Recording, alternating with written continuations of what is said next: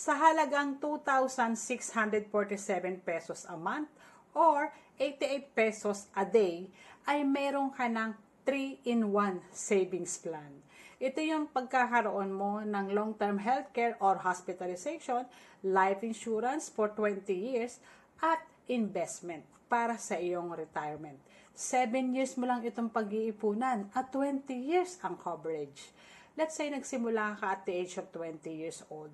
Meron ka ng 202,500 pesos na life insurance for 20 years times 2 kapag ang cause of death mo ay aksidente. Meron ka na ding 50,000 pesos annual health benefits limit for 7 years at after 20 years kapag nag-matured na yung policy, ay meron ka makukuha ng 524,000 pesos. At kapag umabot ka ng 60 years old, ang total maturity